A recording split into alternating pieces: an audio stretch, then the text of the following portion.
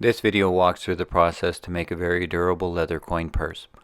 There are two pockets, one inside pocket secured with a raised and lined interlocking pull tab flap and keeper, which is molded 3/8 of an inch deep for coins, billfolds, data cards, or keepsakes, and an open quick access flat back pocket with a finger window to help eject security, payment, or other cards needed for daily travel.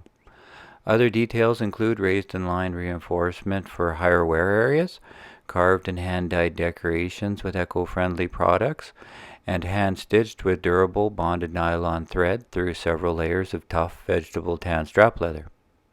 Starting with detailed drawings in 1:1 scale, I use my laser printer to make negative and positive MDF wet molds. The pocket mold is large enough to make two molded pockets, and the top part of the mold that stretches the leather is offset 1/16 of an inch because the 3 to 4 ounce vegetable tan leather I am molding is 1/16 of an inch. The assumption is that the shrink rate when drying will be about the same, so the shape of the bottom lining mold is offset 1/16 of an inch and molded upside down so the flesh side of the two pieces can be glued together. When the negative and positive molded pieces are glued together tightly, it creates a very strong, lightweight pocket, especially when extra wear leather is raised and lined around the edge. Then when the leather is bone dry, I make acrylic cutout templates to accurately guide my hobby knife to make accurate cuts. I also find it useful to rough cut the seam on stretched pieces slightly larger and trim them to fit when required. Molded and carved parts are created first because the squareness of the molded leather parts is easiest to maintain when the leather is bone dry. Leather parts move and shift as they are being cut, molded, stretched, carved, punched, and products are applied to them, so before starting to build, I use an acrylic cutout and alignment jig setup to keep all the parts organized, lined up, and square to the original pattern design. Since leather as a construction material is always measured from a flat side, the molded and stretched parts of the side need to be adjusted to fit. Success to me is when I can draft a design in 1:1 scale, then build it to within 1/16 of an inch. Becoming that accurate requires practice on the pattern. Every time I make this size and shape of coin purse, I will know what to expect the next time I make it, and all the tools and alignment jigs help make that process of accuracy easier as well as more fun. Even though this is a small palm-sized purse design, it can be made with a lot of detail and originality. Another way to add originality to leather purse designs is with carved and dyed decorations. To carve this repeating star design, first soak a piece of 3 to 4 ounce vegetable tan leather with room temperature water and allow the water to penetrate through to the back and begin to dry, at least 5 minutes or until the leather starts to firm up. Then scribe your pattern and use a swivel knife to carve an outside borderline. I use an angled stainless steel blade when carving tight corners. To make the outside borderline stand out, use beveling stamps to gently press the lines with a series of gentle taps with a leatherworker's maul or small hammer. Then measure, score, and bevel the inside borderlines. I also like to use a small spoon-shaped carving tool to smooth out the marks left by the beveling tools and allow the leather to dry before coloring because even dye absorption is slower or more difficult with wet leather. Since this leather coin purse is made from several layers, the parts need to be organized and laid out as how they will fit together. I have chosen to create shaped leather projects that require a great deal of accuracy, so I use harder materials to control how the leather will be guided into its finished shape. All the work done during the design process, making jigs and whatnot, pays off in speed and accuracy during the construction phase. A sharp skiving knife and a hard flat surface like this marble makes skiving down the edges easier. Removing a small amount of bulk around the stitching seam will help create a rounder, sunken shaped seam for the thread to tuck into under the raised edge. Since the saddle leather used for the rest of the case besides the raised areas was split to 2 to 3 ounce, it is very thin already, so care is needed not to cut into the natural edge, especially on the outside facing pieces of the seam. Raised and lined parts add character and strength to the pocket parts while minimizing bulk. Adding strips of raised wear leather above and below the finger window on the back pocket help protect the threads around the window and provide a foot for the case to rest on.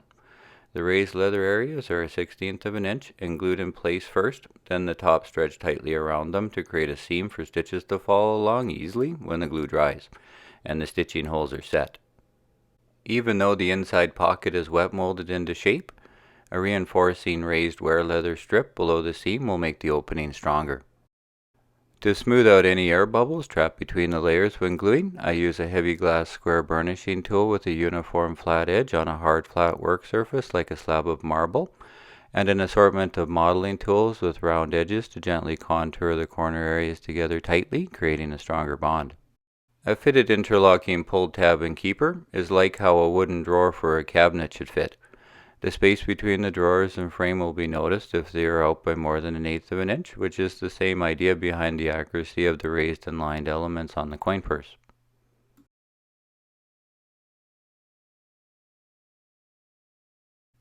As part of the design process, when I made the wet molds, I also made a unique workbench a 1/16 of an inch smaller than the inside lining mold to fit tightly underneath the bone dry molded parts. This little workbench allows me to cut out the opening and to make the punching and stamping of the molded and raised parts accurately and easier every time I use the molds.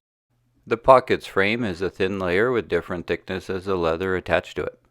For the inside liner, I left the 2-ounce piece whole, then cut the exterior bottom from the same thickness and cut the top of the flap with 4-ounce because it is easier to carve.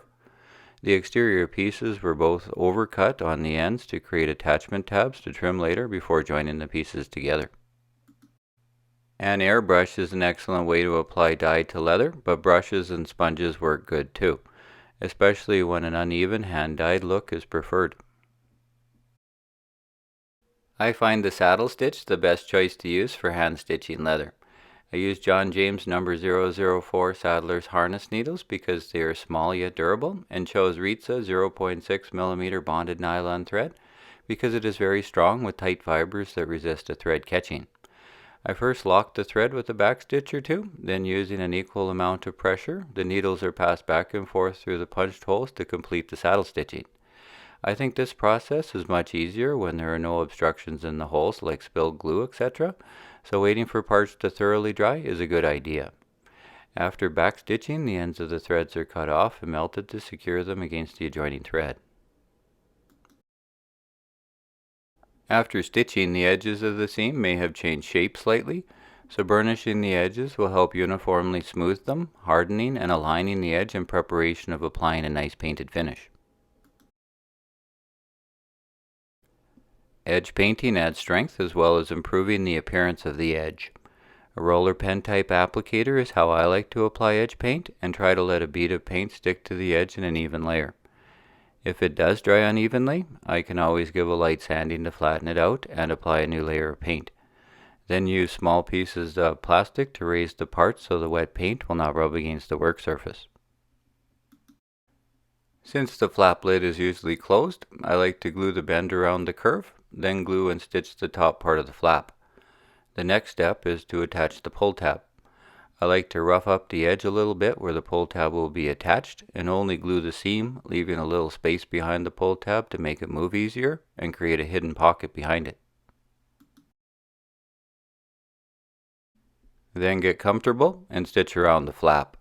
When hand stitching, I like to use a stitching pony clamped to my workbench and adjust the clamp pulling the part towards me every 15 stitches or 3 inches on a flat, or every few stitches on a complicated curve.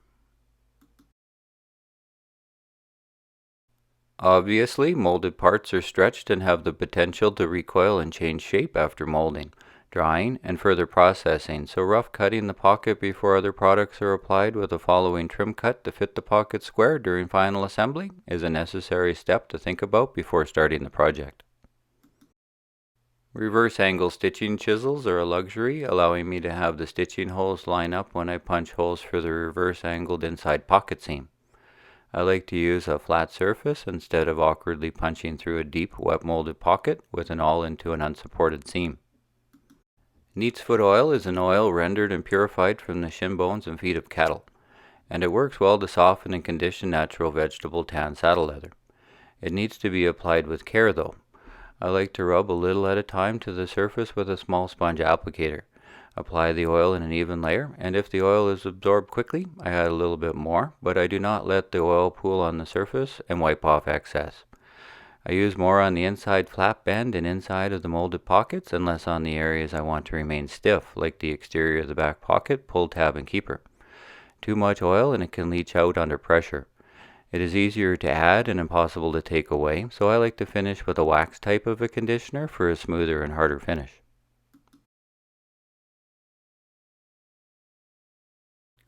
I like to assemble the parts in stages, gluing and stitching the contours of the leather as I progress. So as I apply glue, it is important to control where it goes and to add pressure to the materials being glued to create the strongest bond.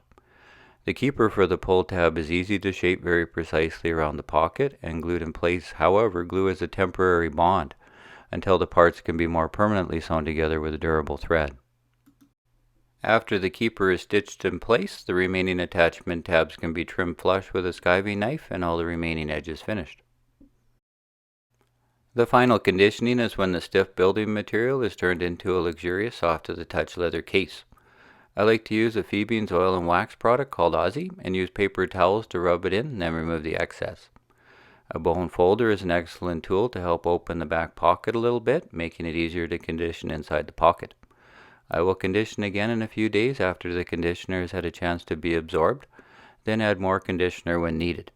The conditioner will help stop the strap leather from cracking and provide a nice soft finish that allows the saddle leather to age gracefully as it is used, developing into a worn-in patina that improves with age.